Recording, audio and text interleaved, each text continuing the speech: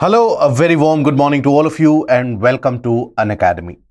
Welcome to today's The Hindu newspaper analysis, where we take a look at the international edition of today's The Hindu newspaper, take a look at the articles which are important for your examination, be it for the prelims or for the mains examination, and analyze those articles in detail.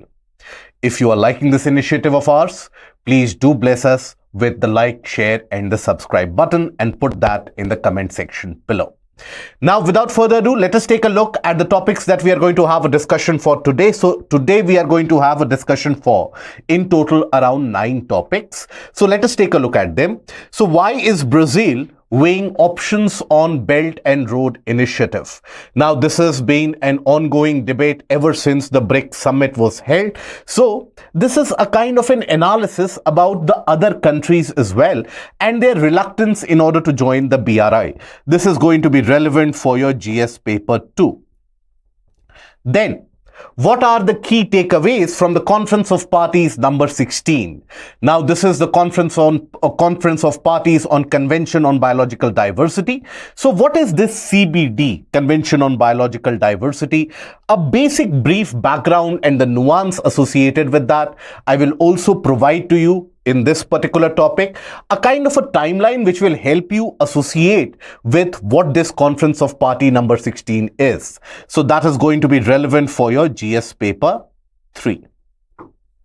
Then you have UN Summit approves fund to share profits of genetic data. This is another article which has appeared in page 12, the international page, but we will be linking it with the second article in itself because it talks about the fund being set up for the CBD.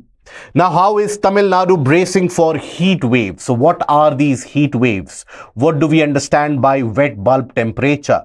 The impact and the way forward. That is going to be relevant again for your GS3.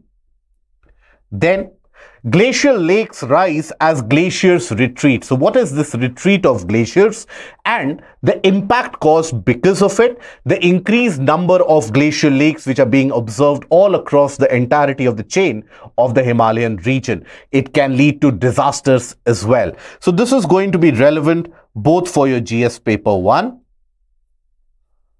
as well as GS paper 3. So as you can see, broadly from 1 to 3, GS paper 1 to 3, various different topics are covered. Few of the topics relevant for your prelims. India committed to Sendai Framework for risk reduction. What is this Sendai Framework for disaster risk reduction? New scheme by ICMR seeks to foster novel ideas. Graphene oxide prevents frost formation.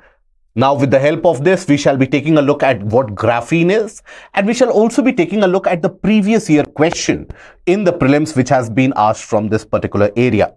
ADB launches lauds India's progress on fossil fuel subsidy reform. So these are the topics that we are going to hold a discussion for today. So without further ado, let us initiate the discussion from the first topic, and that is, why is Brazil weighing options on the Belt and Road Initiative? Now, the Belt and Road Initiative, which has been considered to be one of the flagship infrastructure projects of this century, and that had been touted and had always been postulated by China as one of the major game changers across the world in terms of facilitating trade in order to smoothen the supply chain logistics and in order to ensure that overall prosperity will be something which various different countries will be experiencing. Now, this was a pet project of China, and under the leadership of Xi Jinping, this was supposed to make the world a Chinese-centric world, so to say, in the long run. But then lately, there have been various different countries which have expressed not only reservations in terms of being a part of BRI, but countries like Italy, they have also pulled out of BRI. Now, Brazil being one of those countries which is now reluctant to join BRI and is thinking again and recalibrating its measure whether to join BRI or not, makes it another important economy in the BRICS grouping itself. Understand, in the BRICS grouping already you have India, which is not a part of the Belt and Road Initiative. But Brazil being another major economy, that puts a sufficient amount of jolt to Chinese ambitions of global economic balance under the Chinese hegemony. Now, we all know, but for those of us who are not aware about what this Belt and Road Initiative is, very briefly, Belt and Road Initiative is primarily infrastructural connectivity with the help of modern highways, railways, roadways, and waterways, which would appear to connect the region of China, interior regions of China, from the east to the west, and thereby provide a connecting path all the way from the region of Central Asia into Europe, branching into Pakistan to provide connectivity to the region of Arabian Sea. And it is basically being touted as a reinvigoration of the ancient Silk Route, the older Silk Route, which paved the way for development of the Chinese economy thousands of years ago. So BRI was also seen to be solving the same purpose. Now, when it was launched almost more than a decade back, there was a huge amount of excitement and interest with which various different countries had expressed that we want to join BRI. You have a lot of various different countries, 44 in Sub-Saharan Africa, 17 in European Union, 17 in other portions of Central Asia and Europe, 31 in East Asia and Southeast Asia, 22 in South America, and 19 in West Asia, North Africa. So you can imagine the fanfare associated if these many countries are a part of an initiative. But then what followed immediately after that? For example, to put it very simply, let's suppose a country comes to India and tells them that, look, you need modern infrastructure to grow. Now, India will agree that yes, we do need modern infrastructure to grow. Your economy will progress if you put in this infrastructure. India will also agree. So, why don't you build that infrastructure? Maybe a country like India will say we don't have the resources, we don't have the technological prowess. Then the other country basically offers that, okay, we will provide you an easy loan and we will also provide you with the technical expertise needed to construct that project. Now, a poor country, a developing country, underdeveloped country will readily grab that opportunity that at least infrastructure is coming into our country. But what follows after that is something which is quite unpredictable. Because a poorer country, let's suppose you consider the case of the country like Pakistan itself. Now, in the case of Pakistan, you have the China-Pakistan Economic Corridor, which is considered to be a part of the Belt and Road Initiative. But let's suppose if you consider that CPEC or China-Pakistan Economic Corridor, now that is supposed to be constructed with Chinese expertise, with Chinese loan. How will Pakistan pay China back? With the expectation that with the development of this infrastructure, the economy will spiral into progression and that will give them enough money to be able to pay China back. But it is not as simple, is it? For example, if I build a very great highway and no other supporting infrastructure is developed, supply chain logistics are not developed, manufacturing prowess is not paid attention to, trade factors are not paid attention to, trade barriers are not removed, then what will happen? That highway will remain an isolated piece of infrastructure in a kind of a poor economy. So that is what many countries have experienced. So when the time would come to repay China back, the countries would not have enough money to pay China. And then China and the Chinese organizations would hold certain projects as collateral. That, okay, unless and until you pay me the money that I have given you, I will take this project under my own control. For example, in Sri Lanka, China had endeared a construction of a port project in Hambantota. Now, Sri Lanka being unable to pay China back owing to its economic issues. Now that would mean what? That the Chinese companies have the control over Hambantota port for many decades now. So it is a modern form of, if you can say, neocolonialism, or you can also refer to it as predatory economics. due to which various different countries now after a decade find themselves in a situation, precarious situation for that matter, where they are unable to pay Chinese money back, and they are fearful and afraid that increased Chinese interference and interventions in their country is dampening their own sovereign rights. So under these light, or in this perspective, if you take a look at Brazil's action, it makes a bit of sense. But let us articulate them in point-wise manner. So what are the hesitations that countries like Brazil, they are indicating? First of all, various projects under BRI, they are deemed to be China's project, right? Because various different projects being implemented, the purpose of a project, for example, if let's suppose you are building Delhi-Mumbai industrial corridor, now, or Delhi-Mumbai freight corridor, let's suppose. Now you know the purpose. What is the purpose of it? It will accelerate the trade, it will accelerate the rate of movement of goods, and it will thereby facilitate the production and further reduce the commodity prices and improve the economic parameters in the entire region. So you know the outcome. Now, for any project to be implemented, you need to be aware what the outcome needs to be. That is when you measure the cost-benefit analysis and you go for the implementation of the project. Now, many and in fact, majority of the projects, if not all, majority of the projects under BRI, they are for facilitating the benefit to China. Be it the projects in Africa, most of them are having a nature where mineral resources of Africa can be extracted and can be transported to China much more efficiently. And the world is beginning to see this. And the statement made by the Brazilian officials also toe the same line.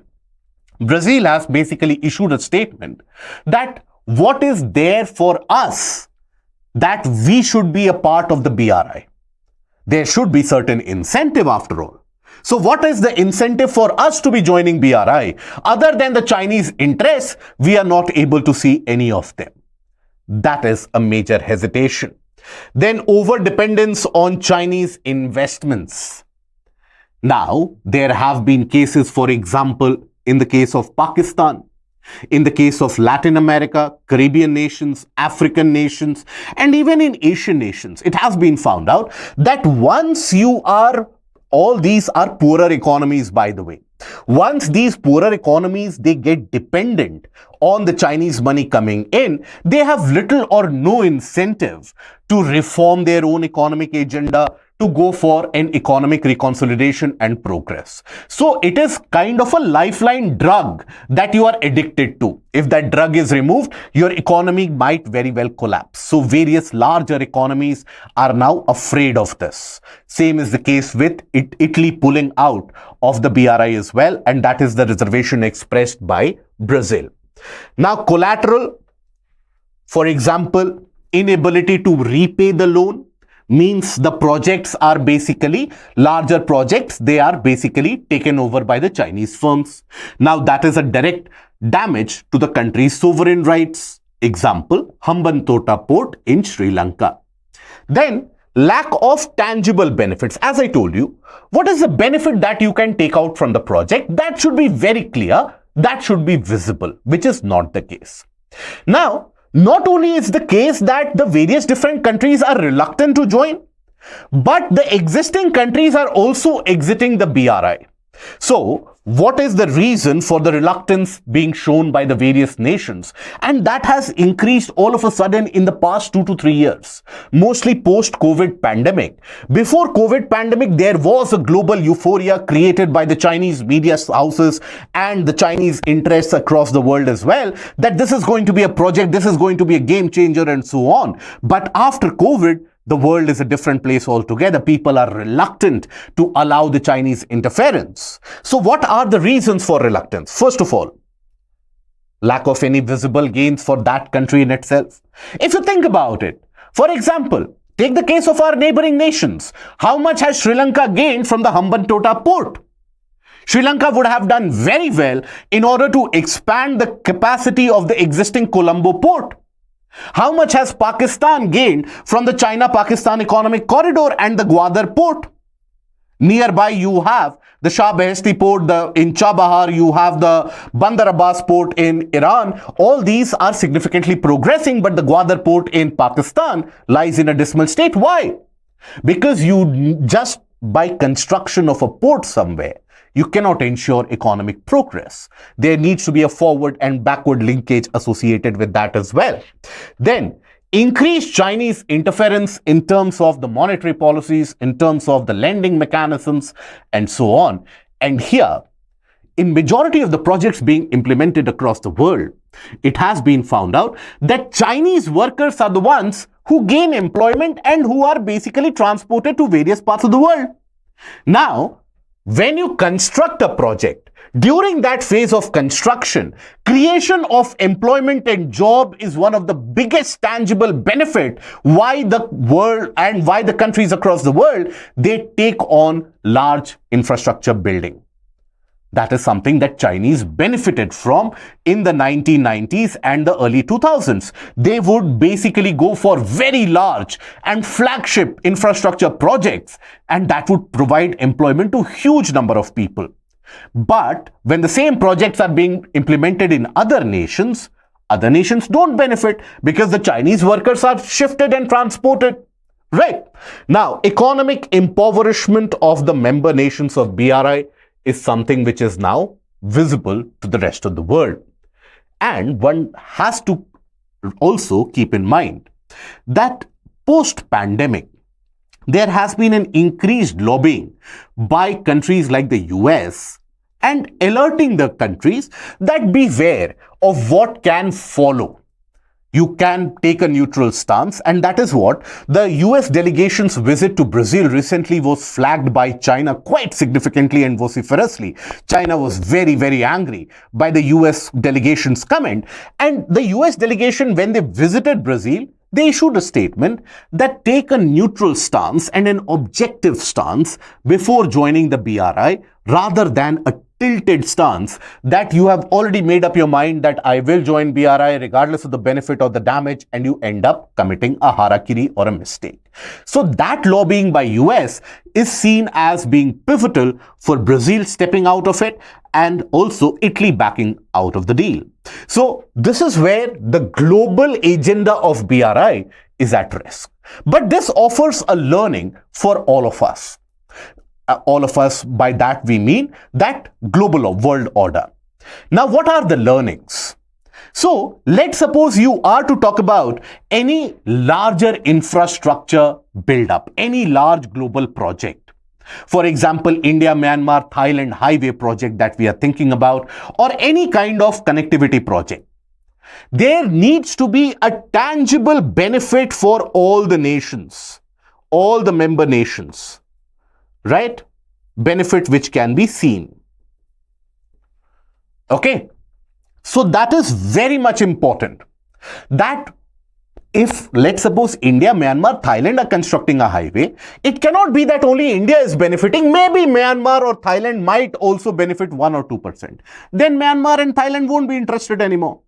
Then, transparent financial mechanism. That is also very important.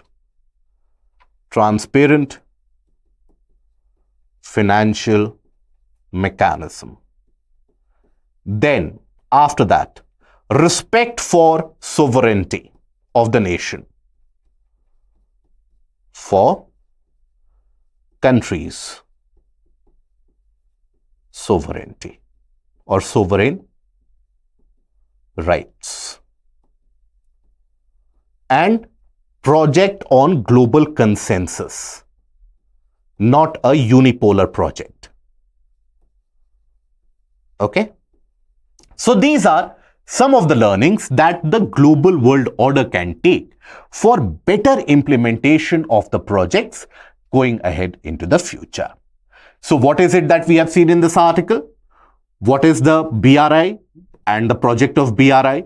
Why are the countries reluctant to join? Why are the existing countries pulling out of it? And also, what are the learnings that the global world order can take out of it? Let us take a look at the practice question, and I suggest that you try to frame an answer on your own out of this. Discuss the reasons for the growing reluctance of nations to join Belt and Road Initiative by China and the learnings gained for global infrastructure projects. Now here, how do you introduce the answer? What do you write in the introduction? That is very key point to think about it. So first of all, in the intro, you talk about that what is BRI? Very briefly, 20-25 words. So what is BRI? Okay. That is something that you mention in around 25 words, 25, 30, 35 words. That is it. Now, then in the body, you talk about that in the present or the recent times, there has been an increased reluctance indicated by countries like Brazil, by Italy, to be not only a part of BRI, but countries like Italy have also pulled out of BRI.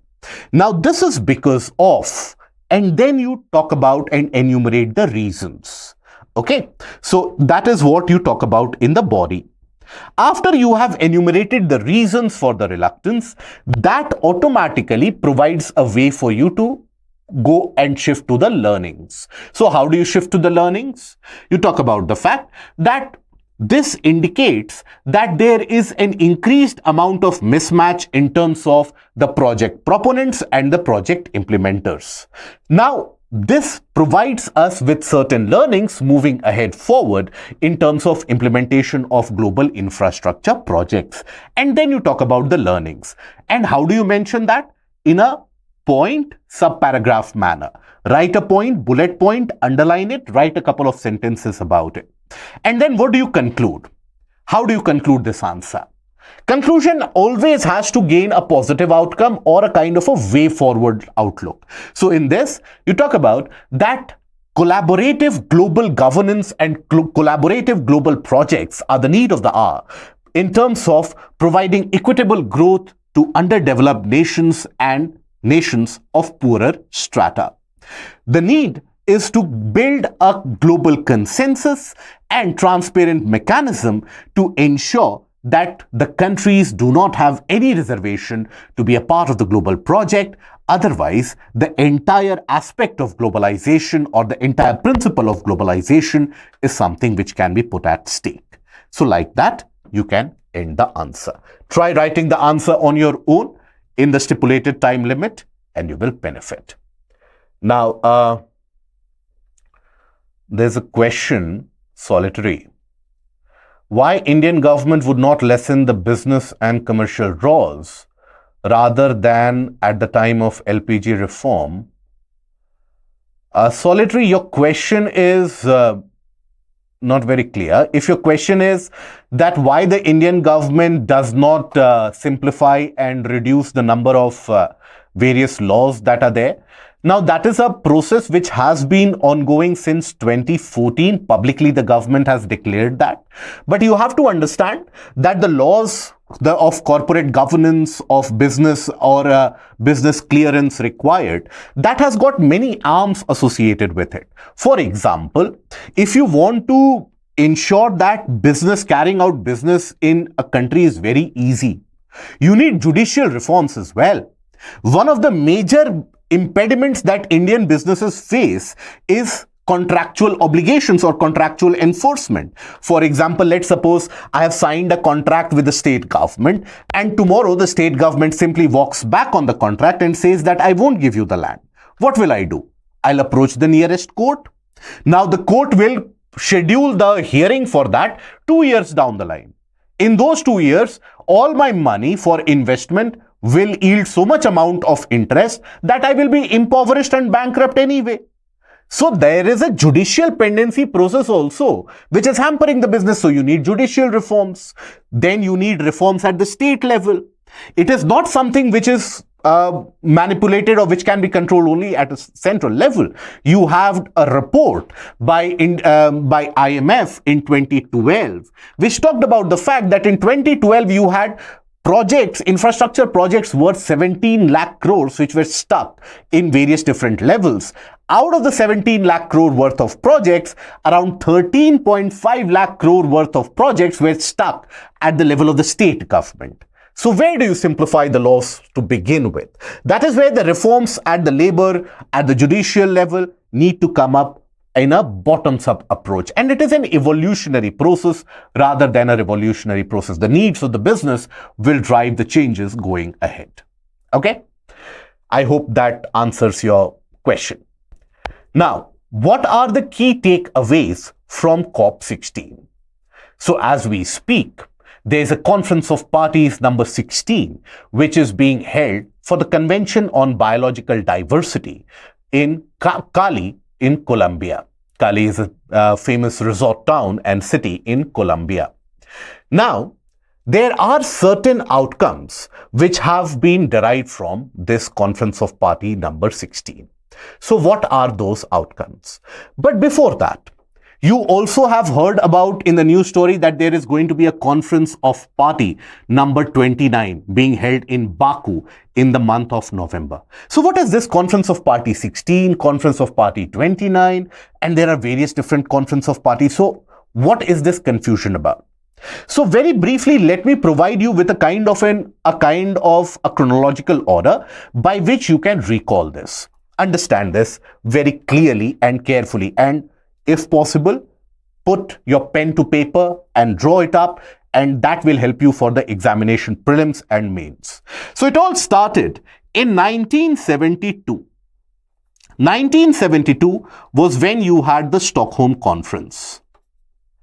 Now this Stockholm Conference basically was the Stockholm Conference about man and environment. It talked about bringing about changes in order to bring a sustainable life quality, in order to bring about a better environmental protection, protection of biodiversity, again, to bring about some amount of sustainability. This was held on 5th of June, 1972. India was a very active participant of that. Now here in Stockholm Conference, you had identification of triple threats to environment. You had triple threat identified. What were the triple threats? You had the threat of pollution, you had the threat of climate change, and you had the threat of loss of biodiversity. These were the triple threats which were identified. Now, it was at this conference that 5th of June was identified as being celebrated as World Environment Day. Also, you had the formation of United Nations Environment Program as an outcome of this environment conference. Now, this is considered to be a mother of all the various different conventions. You see, from 1972, what it did was it kick-started a global conversation with regards to the conservation of biodiversity, conservation of planet Earth, etc. Now, fast forward 20 years to commemorate 20 years of the Stockholm Conference and the progress in terms of the global conversation which was initiated to conserve the biodiversity, conserve the climate, etc. That is when in 1992, again in the month of June, around 5th to 14th of June, you had another Earth Summit. It was referred to as the Earth Summit. Summit basically means that heads of state of various different countries participated. You had the Earth Summit, which was held in Rio, in Brazil. Hence, it is also known as the Rio Summit. Now, Rio Summit is very famous for three different declarations which were signed. One was the Rio Declaration, one was Agenda 21 for sustainability, and another was Declaration on Conservation of Forests. So these were the three declarations which were signed. But also, there were three conventions which were arrived at. So which were the three conventions? So you had basically United Nations Framework Convention on Climate Change. Okay. Then you had United Nations Convention on Biological Diversity. And then eventually you had United Nations Convention to Combat Desertification. These were the three conventions which were signed. Now, these conventions, basically the member nations which are a part of these conventions, they basically agree to take decisions for the global good, and they are referred to as parties. The meeting of these member nations is what is referred to as the Conference of Parties. Now, in the case of UNFCCC, the COP meeting happens every year. COP is annual and yearly. That is why presently you have Conference of Parties 29, which will be held for this. COP 29 will be held this month in Baku, Azerbaijan. Then you have UNCBD. Here the Conference of Parties, just like UNCCD also, the meeting takes place every 2 to 3 years. So in this case, you basically have the Conference of Parties number 16.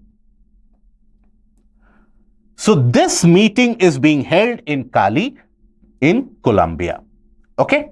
Now, that is the aspect of this convention. So all of it is derived from the Earth Summit 1992, but Earth Summit in itself is coming from the conference held at Stockholm in 1972. So 1972 Stockholm Conference, 1992 Earth Summit, and as a result of Earth Summit, you have the three conventions. I hope this is clear for everyone. Okay. Now, when we talk about the Convention on Biological Diversity, by the way, another aspect relevant for prelims. Now, the funding for all of these, all the three, is provided to some extent or the other by GEF, Global Environment Facility. World Bank is a trustee of the GEF. Now, earlier, GEF would provide funding only to UNFCCC and CBD, but for some years, some funding to even Convention to Combat Desertification, there also some funding is provided by GEF. Now, we come to the Convention on Biological Diversity. Now, you see, biological diversity, if you have a convention for that. Now, it has got three major objectives. What are the objectives?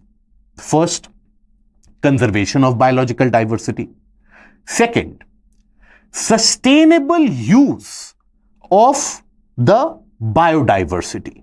What do we mean by sustainable use of biodiversity?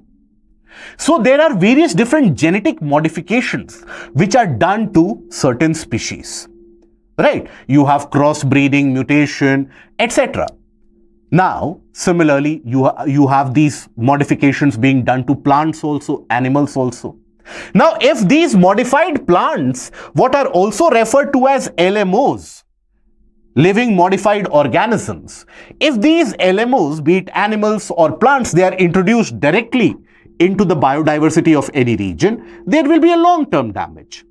So that is why these LMOs, how should they be introduced in a particular ecosystem? There has to be a formulation associated. So in order to ensure that you have sustainable use of biodiversity, sustainable use, right? You basically have, and here LMOs, living modified organisms. You had the Cartagena Protocol to CBD, which was signed. Where is Cartagena? Look into the map and then put it in the comment section. Now, this Cartagena Protocol to the CBD talked about a kind of an implementation of mechanism whereby you have the biosafety clearinghouse, advanced informed agreement are in place. So all of that needs to be done before any modified organism is introduced into the ecosystem. But then one of the objective of the convention is also that, let's suppose you talk about the local population. Now that local population should benefit from the biodiversity of that region, for example. Now this is where you have also got the setting of the Kali Fund this time. So what is the aspect associated? Let's suppose you talk about a local region. Let's suppose Nilgiris in India. Now, in Nilgiris, you have unique varieties of plants, animal species, etc., which are found. Now, let's suppose one of the plant varieties has got a genetic aspect associated, which can be used to develop any drug, as in any medicine. Now, conglomerates, global corporations can earn billions of dollars out of that particular plant product. But then what about the local population? Will the local population benefit out of it? No. So that is where the convention talked about that, look, wherever you are utilizing the biodiversity, ensure that there is fair access and equitable benefit sharing with the local population also. So for that, fair and equitable sharing, equitable benefit sharing. For that, you basically have another protocol, that is the Nagoya Protocol, which was signed. Okay. So you have two of the protocols associated with CBD. Now you see, at the Conference of Party number 10, that was around 2010, this was held in Nagoya in the region of Japan. Now, in Japan, that is where the Conference of Parties was held. Now, that is when the world arrived at a global biodiversity framework to conserve the biodiversity, and the world in 2010 arrived at targets for the conservation of biodiversity, which were also known as the Aichi targets, to be achieved by 2020. Okay? But what would happen after 2020? For that, the world met in Conference of Parties number 15, which was known as the Kunming-Montreal Global Biodiversity Framework. So that is the Kunming-Montreal Global Biodiversity Framework, which is also a part of the CBD. This was arrived at COP15 to CBD. So, what do the targets look like? So, what were the major targets? First of all, the 30 by 30 agreement. What is that? To bring 30% of land and 30% of water across the planet under conservation, under protection by the year 2030. Presently, what is the condition? Presently, you have 17% of land and 10% of water under conservation. So that has to be increased to 30%. For that you need funds. That is what the world needs. Developing world needs that. Then impact by invasive alien species. Invasive alien species, for example, eucalyptus, water hyacinth, etc. Lantana camara, Senna spectabilis, red-eared slider turtle, all these invasive alien species, they lead to loss of biodiversity in large proportion across the world. So here, this invasive alien species, the impact to be reduced by 50% by 2030. Reduce the impact of pollution on biodiversity, benefit sharing from the use of digital sequence information or DSI on the genetic sources. So any genetic benefit from any biodiversity, that sequence needs to be shared and the local population needs to be provided with the benefit associated. Global finances to the tune of $200 billion annually for the developing nations and the underdeveloped nations to ensure conservation. Now, these were the agenda items. Now, what were the outcomes of Conference of Parties number 16? Setting a subsidiary body that will include the indigenous and the local population and making them a stakeholder in the principle of conservation. Now, when you talk about conservation of species or conservation of biodiversity, alienating or making the local people feel outsiders, that is the absolute wrong way to create conservation awareness. Because if local people, they are not made a part of the process, they are the ones who know about the species. They are the ones who know what to be done to protect the species. So, improving that involvement is a major step forward. Then DSI or Digital Sequence Information Agreement has been arrived at. This is where there has also been a setting up of the Kali Fund. Kali Fund for benefit sharing. For example, let us suppose there is any global multinational. As I was telling you the example before. Now that global multinational has made a drug or a pharmaceutical product from genetic information of a plant found in any particular area. Now, whatever be the proceeds of the money that the company will earn by selling the drugs, some amount of that has to be deposited in the Kali Fund so that it can be distributed to the local population, so that the local population, they are further encouraged to carry on the conservation process. And that is what this article is also associated with. The UN Summit approves fund to share profits of genetic data. And that is what is known as the Kali Fund. You see, there had been increased amount of instances and increased amount of appeals, let's say, by countries like India that let's set up a multilateral fund so that it is accessible to all. Now, developed nations did not agree to it. Now, this carried on to and fro for almost 2 weeks. It was only recently that it has been arrived at, a consensus and a compromise has been arrived at, that let us set up a Kali Fund and that can be beneficial. So that is the outcome.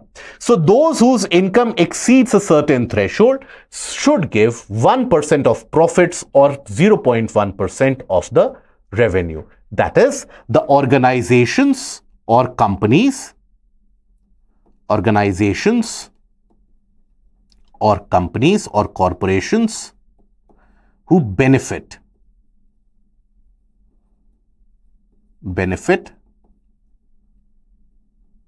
from genetic data. Okay? That is basically where that distribution of funds will be done. What has been India's stance at Conference of Parties number 16? We'll cover this more succinctly well on Tuesday when we will have the UCAN session in the evening. But just to give you a highlight of this, even though not present in the article in detail, India has been vociferous in terms of expressing the opinion of the Global South that the Global South does require funding. Without funding, increasing the number of protected areas cannot be possible. On our part, we are doing so. India has basically said that, look, from the year 2018 to almost 2022, we had spent more than 20,000 crores for the conservation of biodiversity. However, from the year 24 to 2030, India is aiming to spend close to around more than 80,000 crores for the conservation of biodiversity. The number of protected areas in our country is increasing. The number of Ramsar sites has increased from around 40s to now almost more than 85. And we are planning to increase it to around 100, which tells you that we are serious about conservation of biodiversity. There are forward and backward researchers going for the preservation. For example, Project Nilgiri Tar is about understanding the requirements of Nilgiri Tar.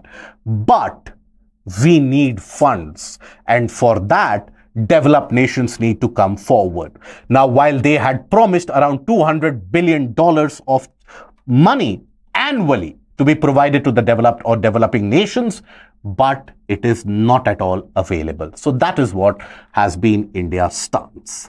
Okay, so I hope that with the help of this, what have we studied? How this, or what is this UNFCCC, what is CBD, what is CCD, what is the funding mechanism, what is the Cartagena and the Nagoya Protocol, what are the HE targets, how did we arrive at the Kunming-Montreal Global Biodiversity Framework, what were the targets under that, and what has been the outcome of the Cali Conference or Conference of Parties at Cali, Colombia. Okay, I hope this is something which is crystal clear. Okay. Now, practice question. What is CBD? Discuss the role played by the convention in conservation measures and also mention the obstacles experienced. What about Kyoto Protocol? Kyoto Protocol is a part of the UNFCCC. Kyoto Protocol was signed in 1997 at the third conference of parties to United Nations Framework Convention on Climate Change. It talked about the reduction of the greenhouse gas emissions. It has nothing to do with the Convention on Biological Diversity. Kyoto Protocol's planned period of implementation was 2008 to around 2012. However, with the help of the Doha Amendment, that was increased up till the planned implementation up till 2020. It was then followed by the Paris Agreement, which was signed in 2015 and ratified and implemented from 2019. So that is a follow-up of the Kyoto Protocol mechanism. It is the Conference of Parties number 29, which is going to be held in Azerbaijan, Baku. That is a follow-up to the linearity of the Framework Convention on Climate Change, for which Kyoto Protocol was a part of. Okay? So what is CBD? Discuss the role played by the convention. So here, how do you introduce the answer? I hope, Harsh, it is clear about Kyoto. So in the introduction, you talk about the fact that Convention on Biological Diversity is a global convention for biological conservation and their sustainable use, and also including the local population and the ensuring fair and equitable sharing of the benefits to the local population, which was arrived at the 1992 Earth Summit in Rio de Janeiro, Brazil. That will be your introduction. Then in the follow-up part in the body, see, if it would have been a 15-marker question, in the body you have to talk about the details of CBD. Even the three objectives, the Cartagena and the Nagoya Protocol HE targets as well. The role played by convention in conservation is what you have to pay attention to. So what is the role? So sustainable use, that is where the Cartagena Protocol, you can use that to introduce and talk about Cartagena Protocol in your answer. Then increasing the voice and the say of the local stakeholders, that is where you can talk about the Nagoya Protocol as well. Talk about the mainstreaming of global conversations regarding the protection of biodiversity, then addressing the threats to biodiversity, all that you mention about. Obstacles, lack of funding, lack of transparent mechanism, and lack of enough actions. Okay? Try framing the answer on your own. Now the next article, how is Tamil Nadu bracing for heat waves? So Tamil Nadu basically has recently declared, the state government has declared that the state-centric or at the state level, there will be a declaration of the heat wave as a state disaster, state-level disaster, which will provide or which will pave way for the state government to initiate actions by providing funds wherever required, relief money, material, etc. for people to be able to combat with the heat waves. Okay, so what are the heat waves? When is it that we declare a particular country or a region rather to be experiencing heat waves? So heat wave, when is it declared? So any region, when it experiences extraordinary hotter conditions, that is a heat wave. So when is a heat wave declared? Let's suppose when you talk about any particular area experiencing a temperature greater than 40 degrees Celsius, if that region is in the plains, and in the hills experiencing a temperature greater than 30 degrees Celsius, right? A departure from normal temperature by around 4 to 5 degrees Celsius. A departure from normal temperature. And also, if you have an absolute temperature greater than 45 degrees Celsius, then also it is declared as a heat wave. So heat wave means what? The temperatures are extraordinarily high. That is when human health is put at great amount of risk. So when we talk about these heat waves, how do they impact us? So first of all, they will, for example, prolonged exposure to heat can itself cause a lot of damage. Now you see, during summer months, there is another term which gains a lot of importance, and that is the wet bulb temperature. What is that? What do we understand by wet bulb temperature?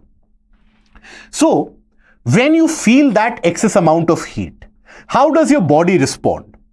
Your body basically you start to perspire. There is sweat. You start to sweat, right? Now, those sweat beads or particles, they evaporate. And after evaporation, automatically, wherever evaporation happens, the surface cools down. So that is your body's own mechanism to cool itself down. So let's suppose in any particular area, the temperature is 40 degrees Celsius. Let's suppose. Now, there has been evaporation from the ground surface. Water will evaporate from the plants. The water will evaporate as a result of transpiration. So as a result of evaporation always brings a cooling effect. So after that, let's suppose the temperature has reduced to 35 degrees Celsius. So that will be the wet bulb temperature. So wet bulb temperature is the minimum temperature which an area can experience even after undergoing all the evaporation. Minimum temperature to be experienced in an area. Experienced after evaporation. Now, why is that important? As I told you, that the body's own internal mechanism is you will sweat. That sweat will evaporate, your body temperature will cool down. That is the body's own mechanism. But imagine even after cooling down, if the temperature is still around 35-36 degrees Celsius, that means it is too high for the human, or it can be in the higher end for the human body to tolerate. That is why a higher wet bulb temperature is an indicator of a disaster, is an indicator of heat wave conditions. So what are the impacts of these heat waves? When we talk about impact, the first impact is mortality. Heat stroke in itself claims many lives. There have been, and it has been enumerated in the article also, but the data pointer is not relevant for you, that various different areas in different parts of the country, due to heat waves, thousands of people have perished. In fact, why to take a look back at many years ago? Even take a look at this year itself. Now, when the elections were conducted during the time of the months of April, May, India was experiencing heat wave in many parts of the country. And in many parts of the country, the number of lives lost were in hundreds. So every year we lose precious lives. And that is a worrying thing. Now, then you also have comorbidities. So, people who are suffering from other illnesses, they also end up succumbing to that extremely high temperature. Then you have reduced economic output. How? So, various different research papers have also indicated that in the region of South Asia and Southeast Asia, particularly regions of agricultural North India, that is in the plain regions of North India where agriculture is a mainstay, there the loss of productivity will be humongous, and there will also be a large amount of loss of lives due to heat wave. Because if the conditions are very harsh, how can you expect a poor farmer to be toiling in the field without any outcome? There will be a disadvantageous outcome. So you have reduced output, then you have loss of income, right? So these are some of the very known outcomes of heat waves. What is the way forward? Way forward most of the time is very simple. For example, various different state administrations have been able to reduce the casualties caused by heat waves by simple mechanisms. Mechanisms like what? Providing shade in the open spaces so that in conditions of extreme solar insolation, people can take shelter. Planting trees along the walkways and the pathways. Providing avenues for clean drinking water That in itself can be very beneficial. Just availability of water, provision of separate department in the medical colleges and hospitals for provision or for treatment of patients suffering from heat waves, provision of ORS, right, or electrolyte solution to be distributed to the population for free. That also allows them to take care of themselves. Alteration of working hours, that can be done in order to ensure that people are coming to workplaces maybe early in the morning and leaving quite early, or taking a long break during the time of the oppressive afternoon.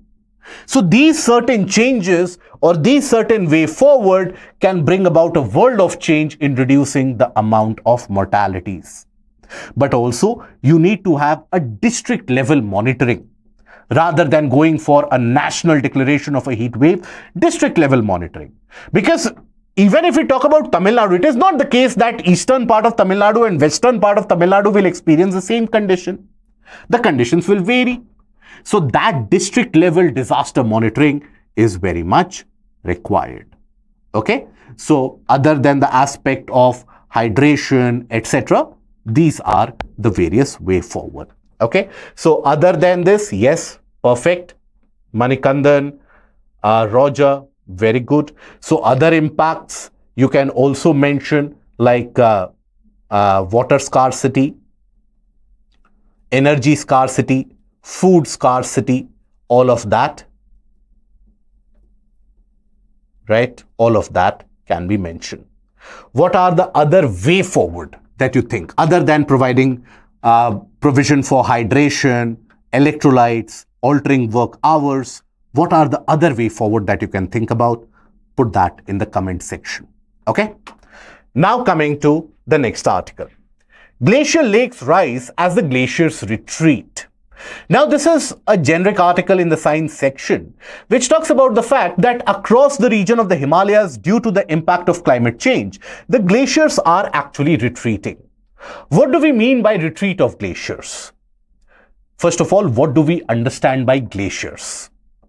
Glaciers are basically large masses of ice, compressed ice, present in high altitudes or in higher latitudes also, but in high altitudes in the top of the mountains, where under their own weight and owing to the force of gravity, that large block of ice that starts to slide down.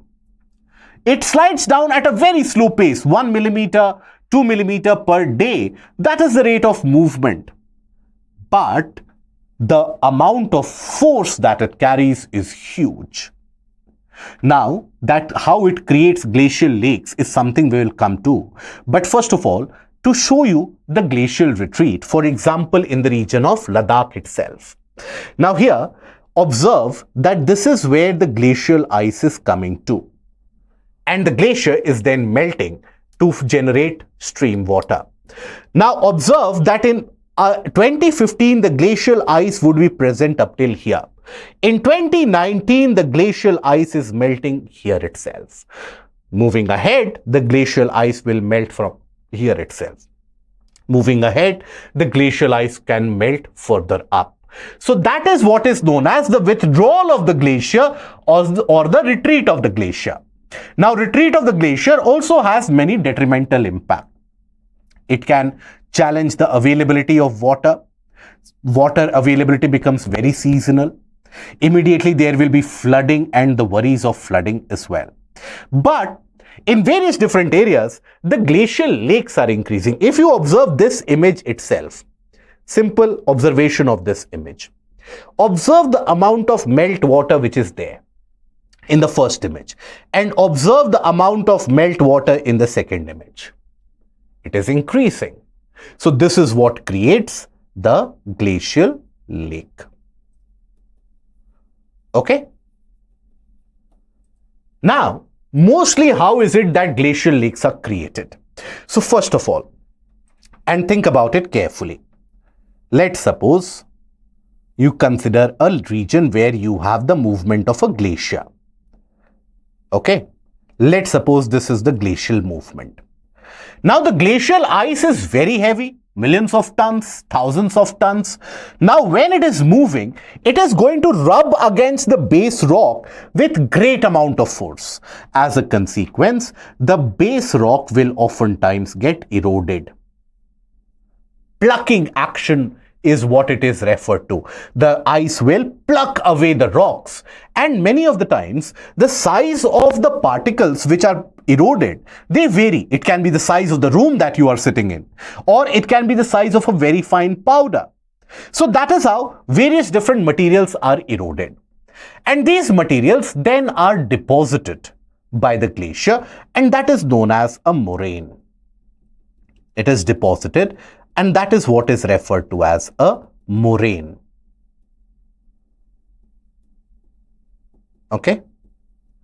Now here in this particular case, let's suppose after the glacier in this region has actually melted and the glacier is now present only up till here. Then what will happen? The area which had been eroded, that area will form a depression.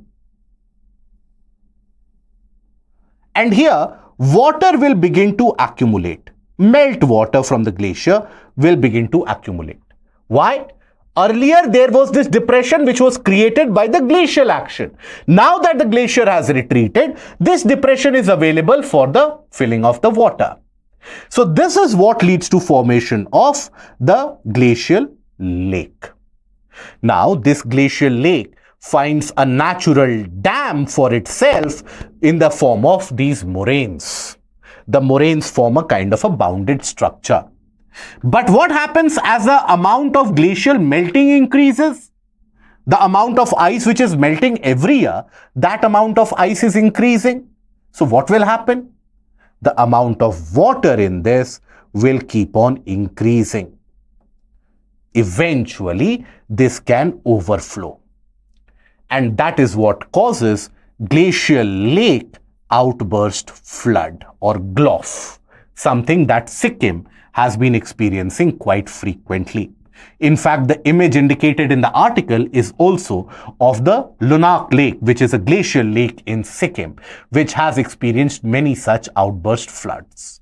So the increased amount of these glacial lakes being created, that also means that there is less amount of water supplied downstream. In hilly areas, the local population depends on that glacial supply of water, regular supply of water for drinking facilities. But then that glacial melt is endangering that also. And also it is basically exposing the population to disasters like floods, avalanches, and also landslides. So what is the way forward?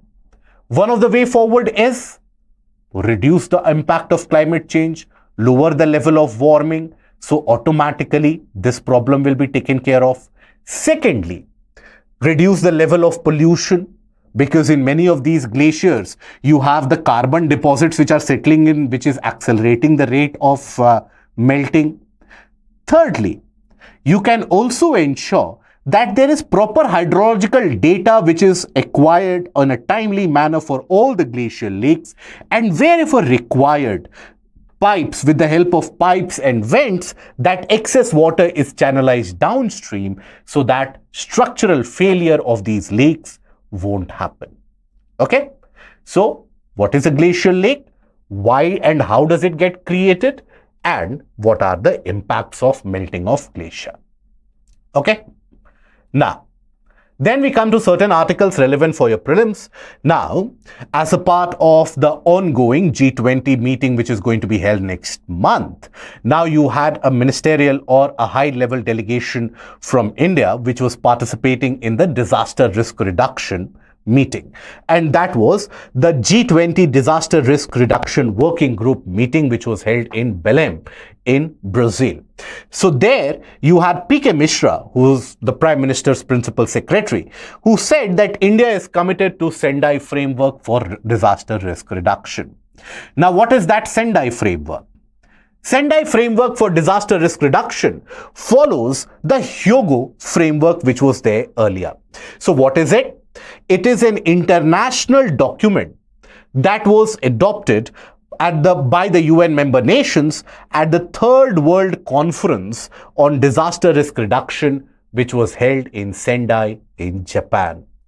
Now, it is basically a successor agreement to the Hyogo Framework for Action up till 2015. That was 2005 to 2015. Sendai Framework is from 2015 to 2030. It works in hand in hand with the other 2030 agenda development, including SDG, Sustainable Development Goals are there, urban city goals are there, all of that. It works in tandem with them. It recognizes that the state has the primary role to reduce disaster risk, but that responsibility should be shared by the local government, private players, and other stakeholders as well. Overall, the Sendai Framework has got 7 in-principle objectives. 3 of them, or rather 4 of them, are to be reduced. 3 of them are to be increased. What has to be reduced? First, reduce the global disaster mortality. Number of deaths happening every year due to disaster, that has to be reduced. How do you reduce that? By better disaster management practices, by ensuring timely response, early warning systems, etc. Reduce the number of affected people globally. Reduce direct economic loss with every disaster. Reduce disaster damage to critical infrastructure. So you build disaster resilient infrastructure wherever required. And what has to be increased? Increase the availability and access to early warning systems. Increase the international cooperation for developing countries. Number of countries with national and also local disaster risk reduction strategies. Number of countries who have framed that needs to be increased. So these are the 7 global targets associated with the Sendai Framework. India is committed to the Sendai Framework. That is something you have to know. And Sendai Framework is a successor agreement to Hyogo Framework. Hyogo Framework 2005 to 15, Sendai 2015 to 30. Okay. Now, new scheme by ICMR seeks to foster novel ideas to develop health sector. So Indian Council of Medical Research, which is one of the apex bodies when it comes to the medical sciences and research in India. Now that has come up with a new scheme, and that is the First in the World Challenge. In the World Challenge. Okay. So basically any individual, group of individuals, organization, any of them who have come up with a novel idea, which has got tremendous amount of scope in altering the global order in terms of medical sciences, in terms of ensuring better life for larger amount of population, any development in biotechnology, novel, new development in biotechnology, new development in the medical engineering, any of these areas. If people go to ICMR with these ideas, ICMR will support the project and will provide funding. And that is aimed to improve the amount of development and inventions coming from India in terms of medical sciences. However, the existing process efficiency or the development of the existing knowledge, that won't come under this category. This is a category of high risk and high reward. That you come up with a novel idea whereby, let's suppose, you are able to diagnose a disease without going through rigorous tests, and maybe that idea does not work. But if it works, it can change the global order. So high risk, high reward strategy is followed, provided the idea should be novel, provided the idea should have the ability to alter our understanding of the medical science. This will boost research into this area. Okay. Now, layer of graphene oxide halts frost formation on flat areas. So research has indicated that graphene oxide does not allow frost formation. What is frost formation? When you have any surface experiencing condensation, but the temperature at which condensation will occur is below 0 degrees Celsius, then rather than dew development or dew formation, you have small transparent ice particles getting created, that is frost formation. Various different countries of the world experience frost formation. Even in our country, in the northern areas, we experience frost formation during the winter nights. That frost formation has got a significant crippling impact on critical infrastructure like electrical grids, substations, power stations, etc., and even transportation infrastructure. So it has been found out that a very thin layer of graphene oxide can prevent that frost formation, and it is a breakthrough. So basically graphene, what is graphene? So graphene is a two-dimensional structure of carbon atoms in a hexagon. Right, in a hexagonal manner, the carbon atoms, they are joined with each other with the help of the covalent bonds, and that is where you have a two-dimensional lattice structure, very, very thin in terms of its presence or thickness. But its strength is high, it has got very light nature associated with it, and has benefits across various different sectors. So graphene is a material that is extracted from graphite and is made out of pure carbon. It stands out for being tough, flexible, light, and with a high resistance. It is calculated that this material is 200 times more resistant than steel and 5 times more lighter than aluminium. Right. So with these properties, has application in energy, construction, health, electronic sectors, etc. So that is where graphene is one of the materials of the coming future. Having said that, UPSC has asked a question in the prelims already from this area. So let us take a look at the question. Graphene is frequently in the news. What is its importance? It is a two-dimensional material and has good electrical conductivity. It is one of the thinnest but strongest materials tested so far. It is entirely made up of silicon and has high optical transparency. It can be used as conducting electrodes required for touch screens, LCDs, and LED, organic LEDs. Which of the statements given above is or are correct? Read the statements carefully, take a look at what the answer will be, and put that in the comment section below. Then moving on to the last article of the day, ADB or Asian Development Bank has basically lauded India's progress in fossil fuel subsidy reforms. Fossil fuel subsidy reforms, what do we mean by that? So when you talk about fossil fuel like petroleum, diesel, etc., now India typically had been providing a lot of subsidy to it. Large amount. So petroleum used to be available at much cheaper rates. Diesel used to be available at much cheaper rates. Now, we have to understand, while that as a consumer, we would always want petroleum to be available as cheaply as possible, isn't it? But we also have to be aware about the fact that these are polluting minerals. These energy minerals, they pollute the environment, they pollute the ecosystem quite significantly. So that is why globally across the world, while there is a kind of a disincentive or disincentivization of utility of fossil fuels, India would be providing subsidies that use more fossil fuels. That would pollute the environment more, and it would also significantly hamper government's finances, and it would basically hamper the government's ability to carry out other welfareist interventions which are required.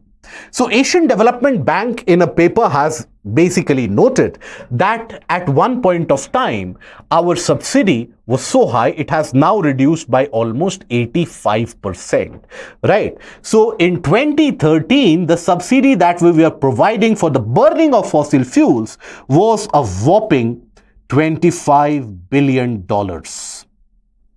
And now in 2023, that has reduced to around $3.5 billion. So that is where the ADB has lauded that this has provided some amount of flexibility to the government in order to carry out other mechanisms like what? For example, ADB has also noted that from 2014 to 2017, when the price of fuel was comparatively lower, with the help of excise duty, etc., that the government levied from the consumers, that is you and me. Now that money was utilized to push forward with the LPG program, a clean cooking fuel program that would also lower the amount of emissions, right, in the household and indoor pollution. Then also the carbon cess, which would be basically accrued or levied on coal mining, etc., that would be utilized for meeting the requirements of green energy, renewables.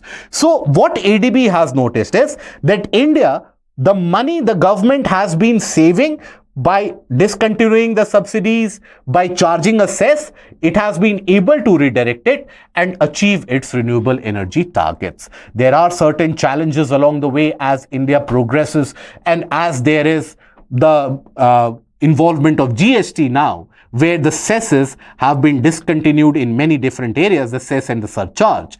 Now that availability of fund is becoming a bit dicey, and even availability of fund for LPG subsidy, that is becoming slightly less. LPG subsidies are now very, very high. Okay, so that brings us to the end of the discussion for the day. I hope the discussion has added some amount of information to your existing knowledge. Please do try to write the answers that we have discussed. Do visit our Telegram channel, do visit our Telegram page, and take a look at the multiple choice questions which can be framed from the topic. If you have liked the video, don't forget to click on the like, share, and the subscribe button. We meet again tomorrow. Till then, take care. Goodbye. Thank you.